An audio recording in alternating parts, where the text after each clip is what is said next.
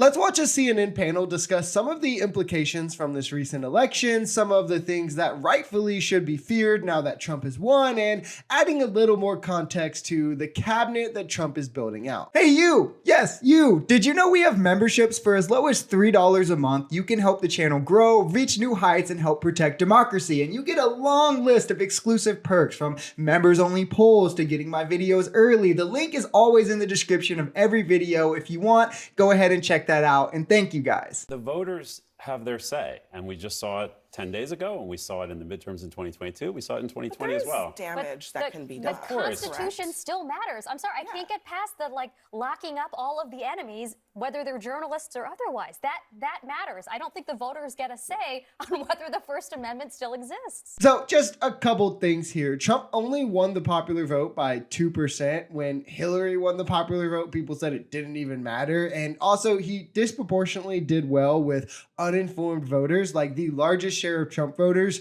were people who believed objectively untrue things. So the idea that this was some sort of mandate on every single idea that he has is laughable. I mean, most people probably didn't know most of his ideas. They're just voting off the vibes, like, oh, economy bad, let's vote the other party, this type of thing. Like, we saw it during going over rally coverage stuff, right? A lot of even his own voters either didn't know the crazy things he said or just outright denied him saying it, both of which are signals that they're not okay with the crazier stuff that he said, right? I would hope that most Americans wouldn't be comfortable with him going for media and going after journalists or utilizing the National Guard on Democrats. But then again, I mean, it's not much that I would put past the cult at this point. So these smears happen. I mean, there is a pattern here of smearing people who President Trump has nominated to high positions. I don't know that we are at the point where we can describe either of these incidents as smears.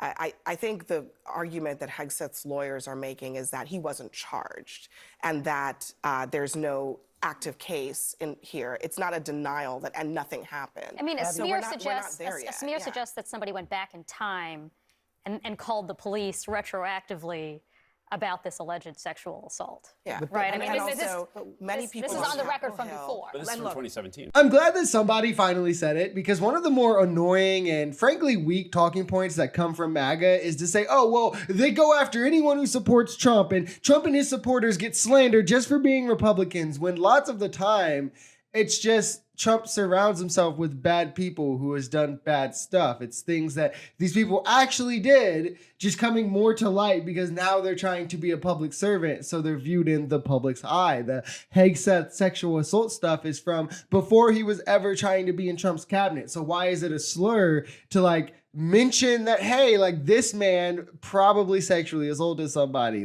It's not too surprising that Trump is drawn to a fellow predator, but I don't get how it's slandering to bring up something that he did just because it was a bad thing. If you tie that in with the Matt Gaetz pick and Matt Gaetz allegations, it's like they're really just getting a frat house together or something. There was another person who many years ago tried to raise concerns about the health of the food that we feed our children and our families.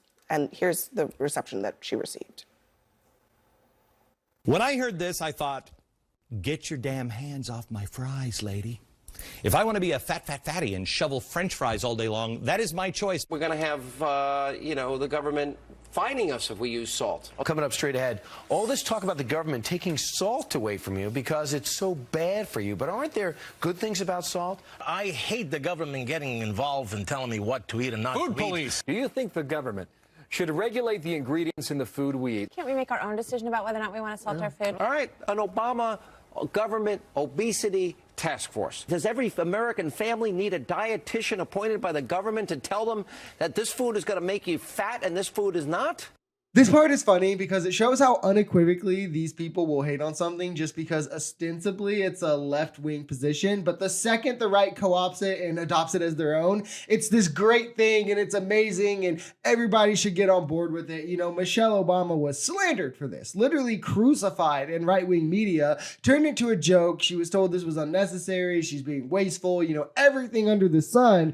But when RFK does a non-scientific version of it, and it's just like, yeah, but chemicals in water turn kids gay. All of a sudden, MAGA is all for it. Like, that's all you had to do is add homophobia into it, and these people will sign all the way off on it. It also just shows how the right has always been able to craft and control the narrative in this country, as the outlook of what Michelle was doing was always viewed negatively because of how the right covered it, and it's not the same for RFK Jr. because of how the right is now covering it positively. Though it is funny that when Trump thought that RFK Jr. would take votes for him, he called RFK Jr. a useless radical left liberal. It's almost like Trump will just say whatever about anything or anyone as long as it benefits him at that given time.